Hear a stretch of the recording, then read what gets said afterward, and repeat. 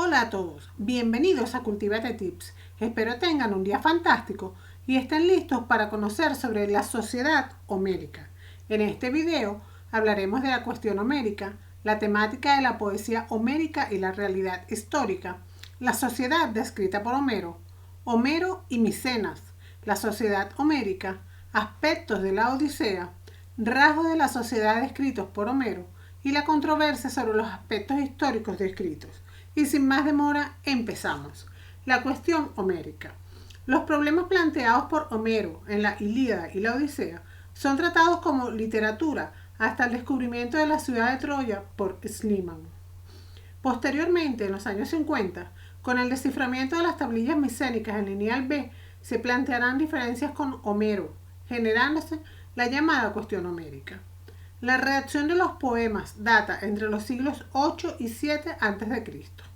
Los griegos atribuyen la autoría a un solo individuo, Homero, hipótesis desechada, ya que la Ilíada data del 750 a.C.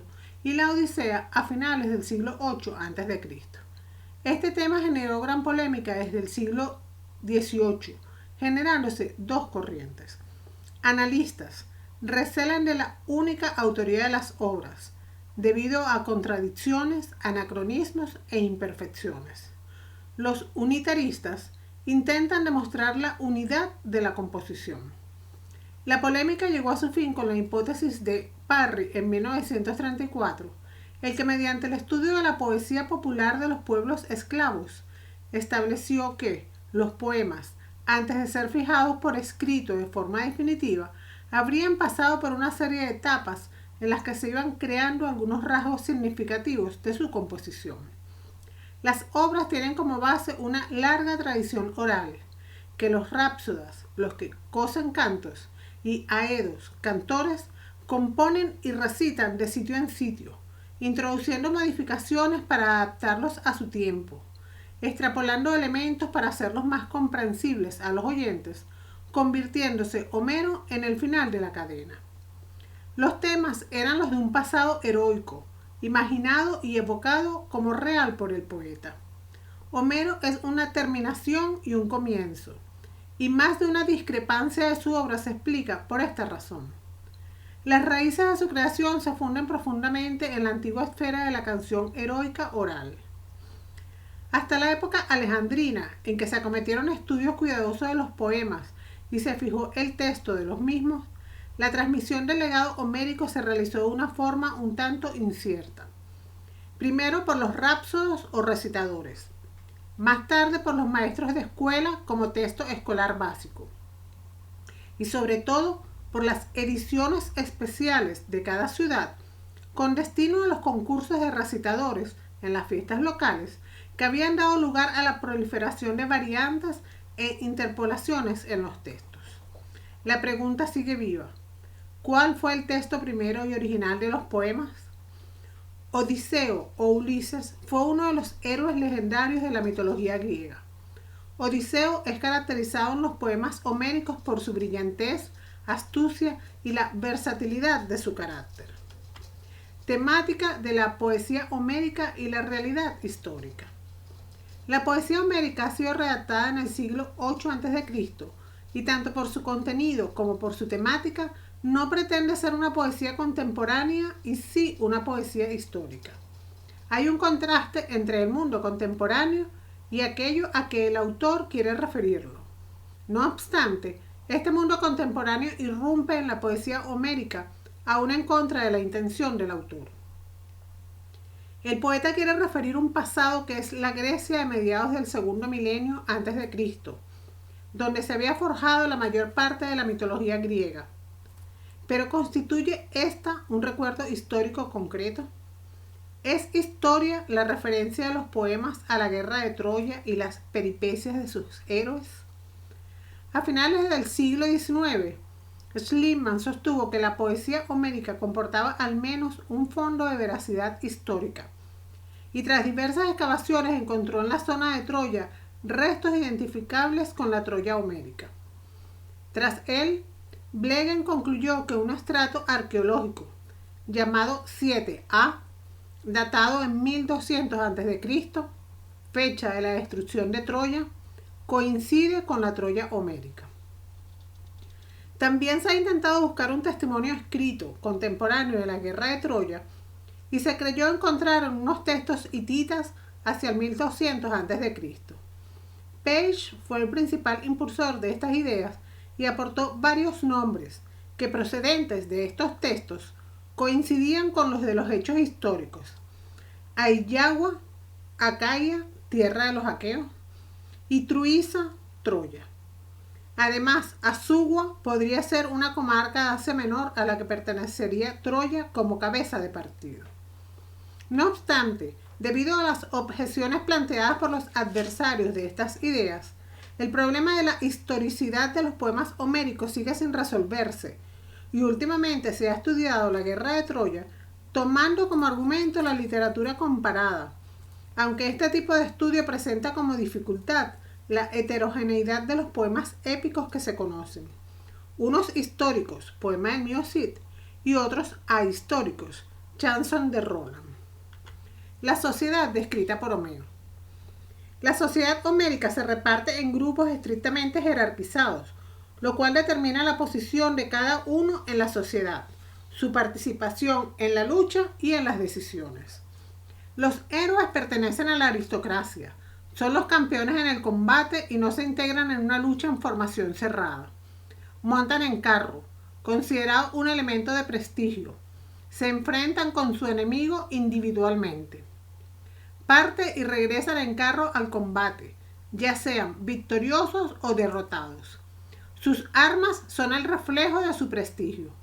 Se quedaban con la mayor parte del botín y lo celebraban con grandes fiestas. Según Homero, existían 3 niveles entre los hombres libres, entre los cuales se establecen relaciones de dependencia. Los basileis, pertenecientes a las familias más ricas e importantes. El resto de los aristócratas, con quienes se guardan las formas y se les informaba de las decisiones. Y la multitud, el pueblo que participa en las asambleas, sin voto, y en la guerra, pero sin realizar acciones decisivas. Cada hombre tenía su lugar en el oikos, que estaba formado por los bienes de la casa y por las personas que habitaban y trabajasen. Las mujeres estaban encargadas de los trabajos de la casa y también se encargaban de tejer. Cuando el hombre estaba ausente, la mujer se convertía en el jefe. Los esclavos eran comprados, pero casi siempre procedían de la guerra y los utilizaban para trabajar, aunque a las esclavas se le trataba peor. Los grupos aristocráticos se dividían en los gene. Eran grupos consanguíneos con vida aislada entre sí. Habitaban un territorio donde se consolida el poder del basilei, que capitaliza a su favor las relaciones gentilicias. La situación social de sus miembros venía dada por su parentesco y por su pertenencia o no al oikos. Los aristoi, grupo de individuos con vínculos familiares y pertenecientes a gene con antepasados ilustres, héroes o dioses. Utilizan a su favor la organización gentilicia y se apropian de la mayor parte de las tierras y disponen de abundante ganado. Además del poder económico, se hacen con el político, legislativo, judicial, religioso y militar. El oikos, unidad básica de producción y consumo, centro de organización de la vida. El jefe de los oikos es el organizador de ese núcleo económico, formado por familiares y dependientes. El basileo, serie de privilegiados y con un cargo vitalicio y hereditario. Sus iguales son los aristoi y la basileia.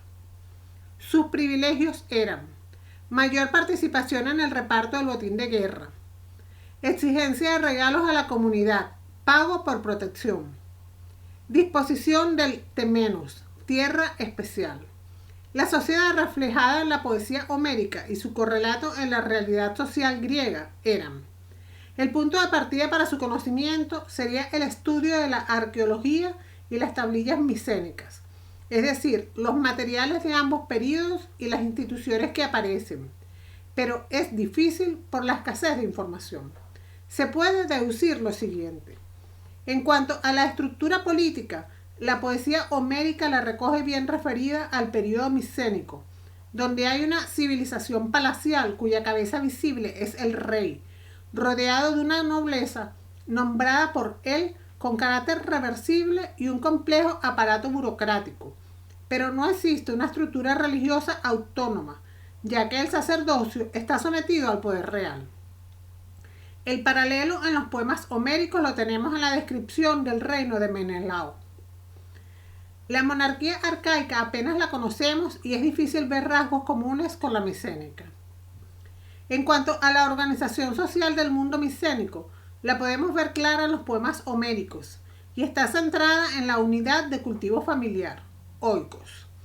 El campesino es libre y posee una cantidad de tierra autosuficiente, es autárquico. En el oiko se producen los alimentos y vestidos necesarios. Se dispone de algún esclavo que apenas se ocupa de la tierra, con carácter doméstico, haciendo labores complementarias. De otro lado están los artesanos, hombres libres que incluyen desde el médico al carpintero o al poeta, y el terrateniente, que recurre a los jornaleros para el cultivo de la tierra. En la sociedad homérica, los héroes pertenecían a la aristocracia y sus armas estaban compuestas por las lanzas, jabalinas, etc. Además, ellos cogían la mejor parte de los botines que conseguían. Los materiales que utilizaban los griegos para confeccionar sus vestidos eran el lino, la lana y las pieles. Los hombres vestían una simple túnica que podía variar de tamaño en función de su uso. Solían dejar un hombro al descubierto y se ajustaban a la cintura con un cinturón de piel. Las túnicas cortas eran empleadas para realizar trabajos, mientras que las largas se utilizaban para ocasiones especiales. La música y el teatro eran dos de las actividades favoritas para disfrutar del ocio. Existían dos edificios que eran el Odeón y el teatro, siendo el más importante el teatro de Epidauro por su configuración acústica, ya que desde todos los puntos se alcanzaba una calidad de sonido difícilmente superable. Al teatro acudían casi todas las clases sociales, recibiendo a los ciudadanos más pobres una subvención para poder comprar las entradas. Los actores iban cubiertos con máscaras y vestidos con trajes concretos para que el espectador pudiera identificar claramente a quién representaban. La Acrópolis era un lugar sagrado, situado sobre una colina. El ágora era el centro de la vida ciudadana y allí se desarrollaban las actividades políticas y económicas. La ciudad estaba dividida en barrios diferenciados según las clases sociales o la ocupación artesanal de sus habitantes.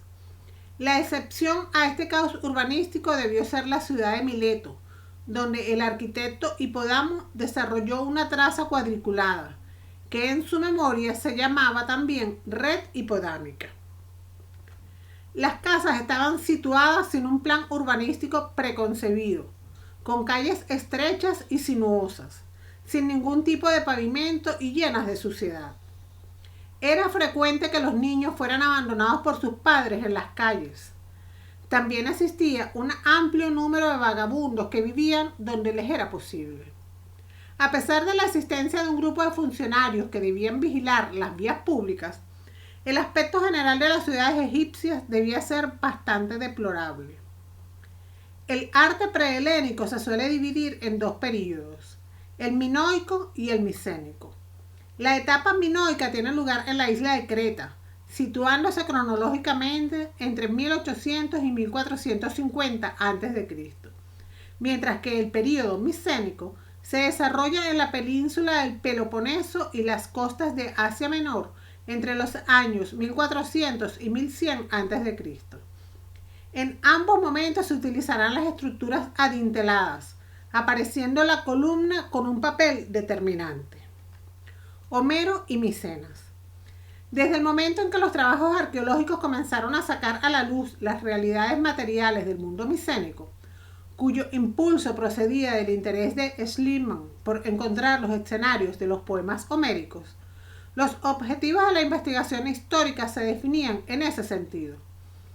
Las correspondencias y los desfases se han ido poniendo de relieve en una sucesión de trabajos caracterizados por posturas bipolarizantes.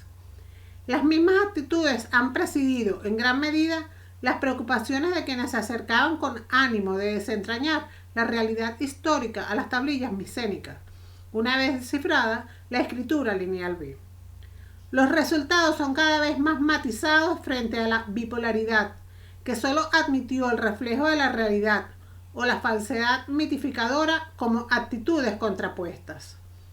Los poemas son el producto vivo del final de la Edad Oscura. Sin embargo, también se detectan los rasgos de una estructura monárquica de tipo palaciego en la figura del Anax, equiparable al Guanecate de las tablillas, señor de poder soberano cuyo título se aplica igualmente al señor de dioses y de hombres, a Zeus, sublimación del poder monárquico, aunque a veces su casa se parezca a la hacienda de un noble de los inicios de la época arcaica. Las tablillas tratan de un Rahuaqueta, que se interpreta como conductor del Laos, del pueblo en armas, ayudante del rey, que aunque carece de correspondencia léxica en los poemas, puede identificarse con el papel de Héctor, jefe guerrero junto al rey Príamo, retirado del combate. El Basileus homérico, especie de rey subordinado al Anax, puede tener su equivalencia en el Pasidegua. Todo ello sobre la base de que en la estructura lineal de base silábica, cada una de las sílabas expresada en transcripción entre guiones refleja imperfectamente la fonética griega y no distingue, por ejemplo, entre la R y la L. La querusilla micénica equivale sin duda a la gerousía, reunión de gerontes, que de ancianos han pasado a identificarse con la nobleza a los héroes guerreros. Con todo, el análisis preciso de las realidades que subyacen a estos términos, así como el estudio del conjunto histórico, llevan a autores como Finley a considerar mucho más significativas las diferencias que las similitudes. La época ha cambiado sustancialmente.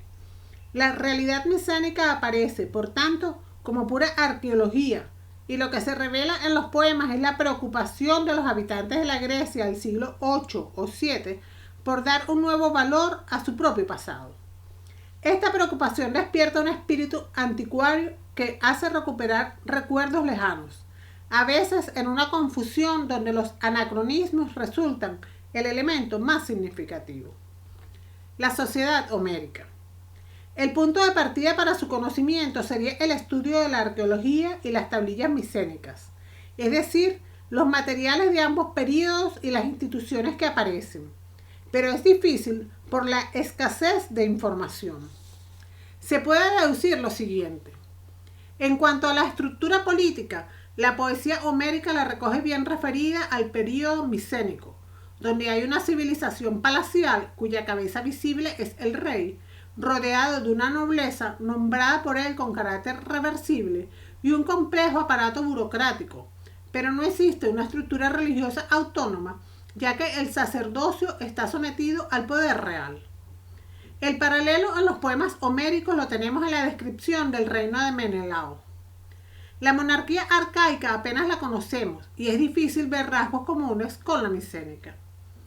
En cuanto a la organización del mundo micénico, la podemos ver clara en los poemas homéricos y está centrada en la unidad de cultivo familiar, el oikos. El campesino es libre y posee una cantidad de tierra autosuficiente. En el oikos se producen los alimentos y vestidos necesarios. Se dispone de algún esclavo que apenas se ocupa de la tierra, pues realiza labores complementarias. Se suele decir que la Odisea refleja una proximidad del señor al campesino que no se da en las tablillas micénicas. Por ejemplo, cuando Odiseo desafía a Eurímaco para ver quién labra mejor la tierra. ¿Hasta qué punto quedan en la Odisea situaciones de explotación agrícola comunitaria? Está por investigar, y Thompson cree que se trata de una explotación individual donde la propiedad no es privada. Lo claro es que debieron existir otras formas de explotación distintos del oikos.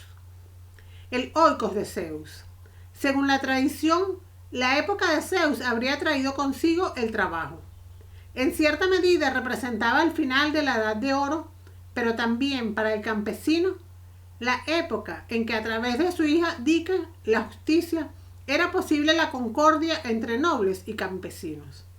Su carácter de divinidad estable y estática, junto a su realidad históricamente condicionada, produce la ambigüedad que permite una mayor eficacia, porque el Zeus de los poemas homéricos, junto a las posibles referencias a la realeza auténticamente micénica y a la realeza idealizada de la época antigua donde había justicia, también representa al jefe de un oikos, con una familia compleja a su alrededor, dependiente en diferentes grados, profundamente patriarcal, a pesar de que en algunos rasgos de los dioses de su familia pueden resultar chocantes, solo lo suficiente para revelar la pervivencia de las funcionalidades primitivas relacionadas con la producción y la reproducción.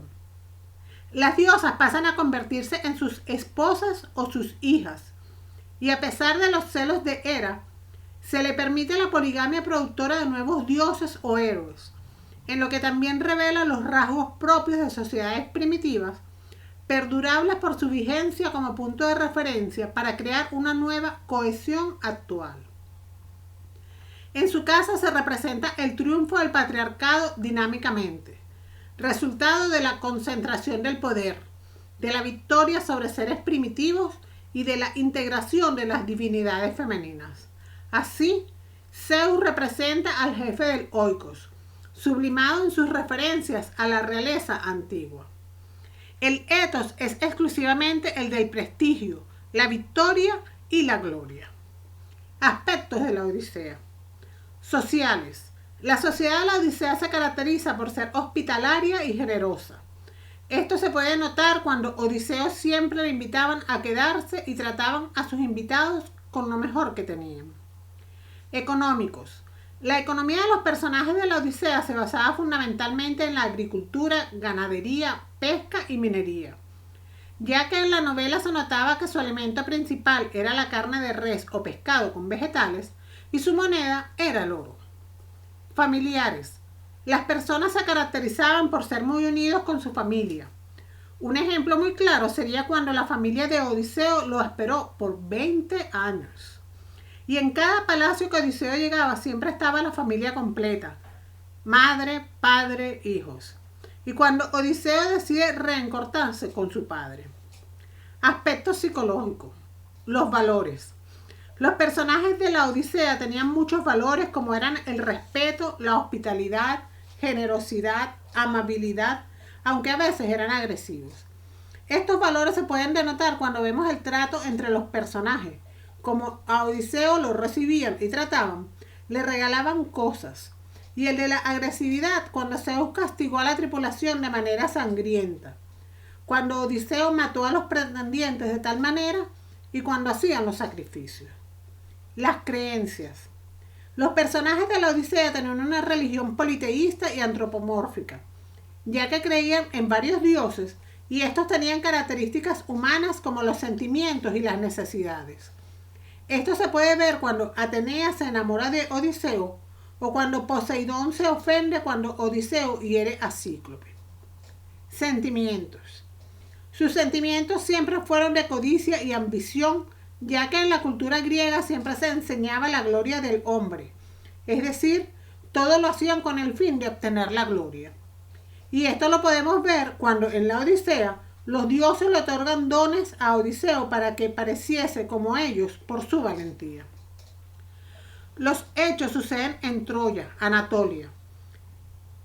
Odiseo parte después de la guerra de Troya y en Acetaca, Grecia, donde Odiseo parte de su hogar y luego navega en los mares Jónico y Egeo, donde visita todas las islas arrastrado por el viento y vive grandes aventuras. Esto indica cómo era su espacio. En cuanto a la religión, hay diferencias y semejanzas entre los dioses y los hombres. Las diferencias. Los dioses son seres divinos, los hombres no lo son. Los dioses se caracterizan por tener una serie de poderes que el hombre nunca puede tener. En la obra, los dioses pueden transformar su cuerpo y hacerse pasar por otras personas. Los dioses tienen poderes sobre cosas terrenales.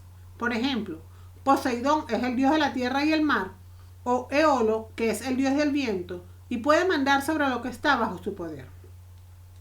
Semejanzas. Los dioses tienen forma de ser humano. Los dioses se casan y tienen hijos. La Ilíada y la Odisea nos dan una imagen, aunque legendaria, de lo que fue la historia arcaica o primitiva griega.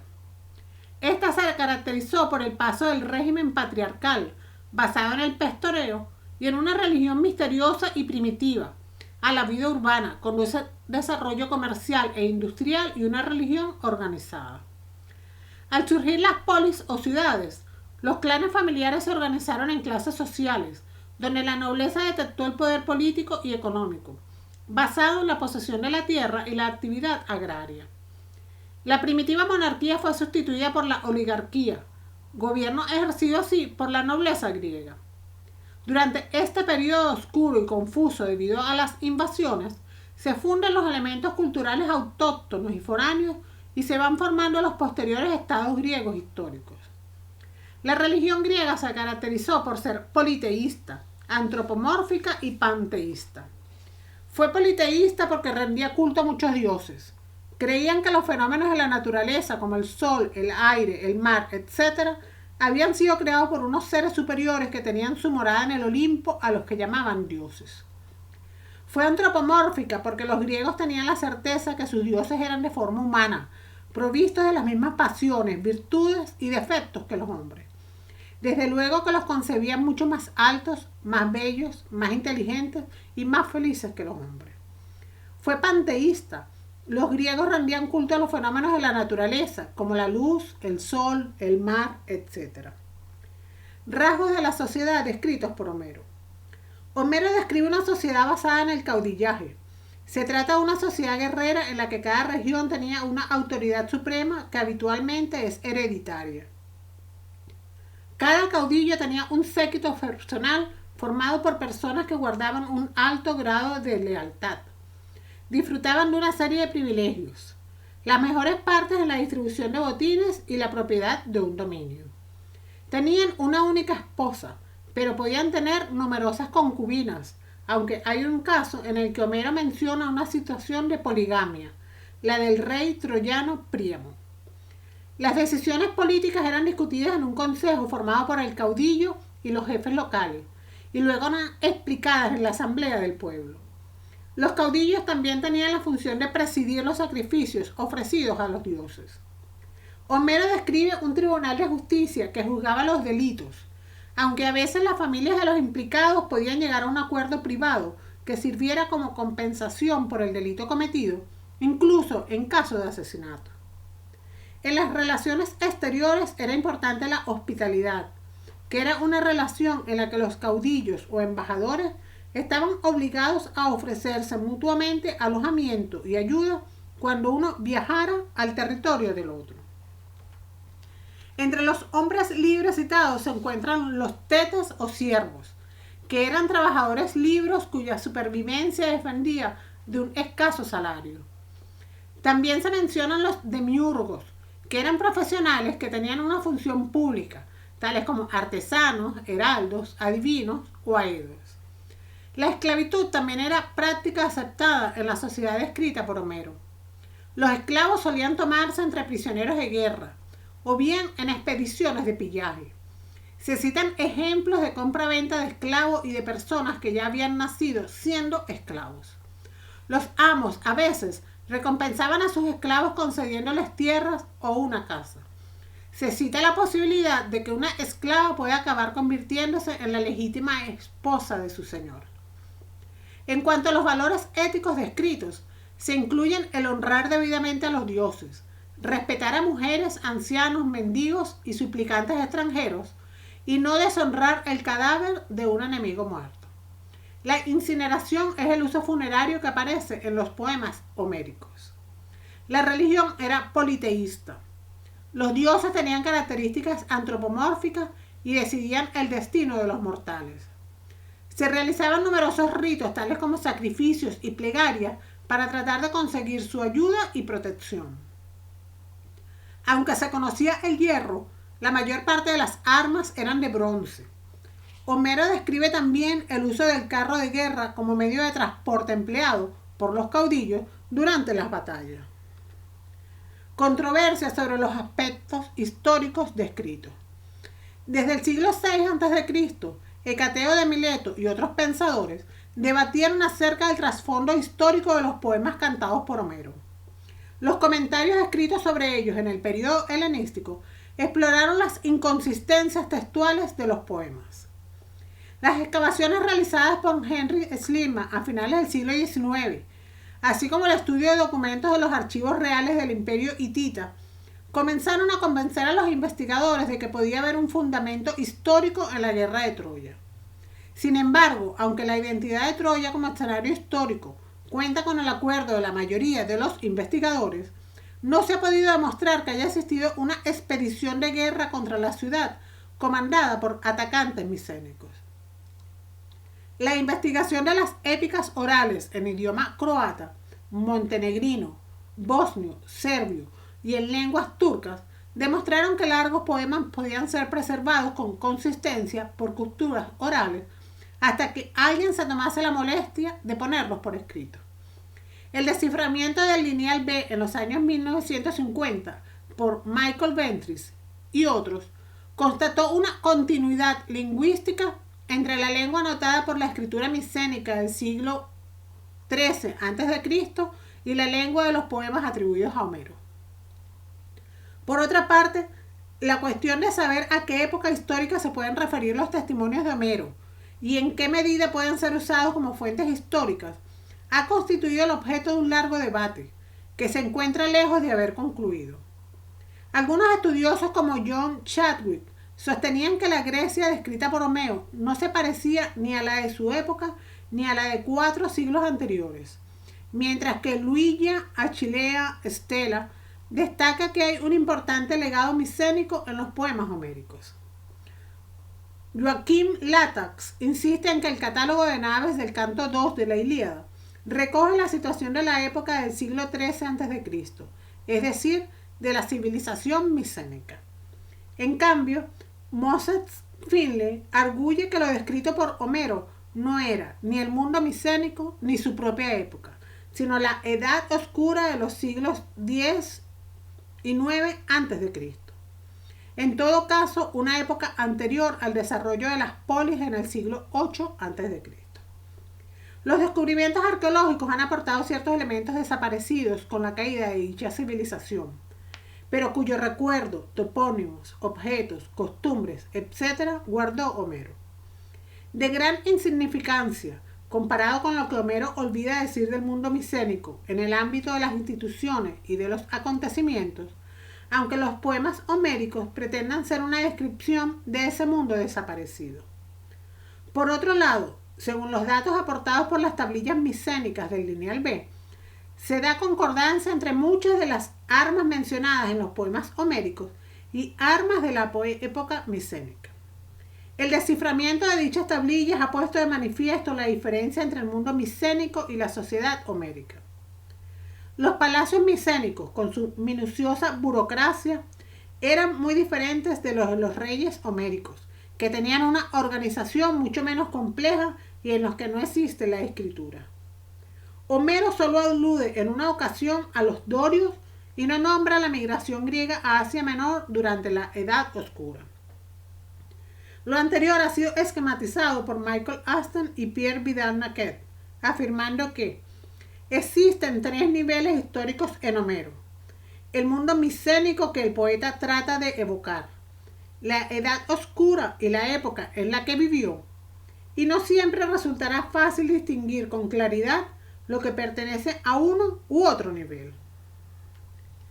La principal fuente de información de las mujeres en esta época es homérica. La Ilíada y sobre todo la Odisea, obras en las que se describen combates y banquetes reales, contienen numerosos momentos de la vida cotidiana donde las mujeres están en la parte delantera de la escena. El carácter histórico de estas descripciones está evidentemente sujeto a debate. Sin embargo, parece probable que él o los poetas autores de estas 2 epopeyas hayan sacado su inspiración en estos pasajes de la vida cotidiana de su época, en el siglo VIII a.C. En las epopeyas, la mujer tiene un triple papel: esposa, reina y ama de casa. esposa en primer lugar o futura esposa, lo que permite comprender la complejidad de las prácticas matrimoniales griegas. Se encuentra en primer lugar el clásico sistema de la reciprocidad, ilustrado por la excepción a la regla de Agamedón, urgiendo a Aquiles a reemprender el combate. Le ofrece una de sus 3 hijas precisando que sin darme regalos se lleve a la que quiera como esposa a la casa de Peleo y además le daré una dote. Se trata allí de una práctica excepcional. Normalmente el esposo debe dar a su suegro presente, las Aemo, Etna. La mujer va a instalarse entonces en la casa de su esposo, en la Ilíada, en la morada del padre de Aquiles. La unión es monógama en el mundo de los héroes griegos como los troyanos. Sin embargo, las prácticas matrimoniales permanecen aún poco formalizadas. Helena, esposa legítima de Menelao, es tratada también como la esposa legítima de París. Príamo deroga la regla de la monogamia. Además, su palacio acoge a sus hijos y sus esposas, pero también a sus hijas y sus maridos. Las esposas de los reyes homéricos son también reinas. Así, en el canto sexto de la Ilíada, Hécuba puede convocar a las mujeres de Troya para una ceremonia religiosa. En el canto cuarto de la Odisea, Telémaco visita Esparta y es acogido en la sala de banquetes por Helena, que está ante los compañeros de su marido. Incluso Arete, esposa de Alcínoo, está en la sala del palacio junto a su esposo. Por lo demás, ellas son ama de casa, rigiendo el griego oikos, es decir, la casa, el dominio. Su símbolo es la rueca. Penélope teje su célebre tela, a ejemplo de Helena, quien representa la guerra de Troya, o incluso Andrómaca, a la que Héctor devuelve a su oficio en el momento en que él parte al combate. Él vuelve a acoger a los huéspedes, como lo hace Arete por Odiseo o Policasta, hija de Néstor, por Telémaco. Por fin, deben administrar los recursos del dominio. Cuando Ulises parte para Troya, es a Penélope a quien confía las llaves del tesoro. Alrededor de la esposa legítima gravitan las sirvientas y las concubinas. Las primeras están a disposición del ama de casa.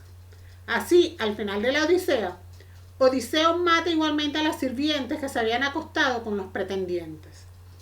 Ellas ayudan a las esposas en sus trabajos domésticos y son supervisadas por una intendente, personaje central del oikos griego.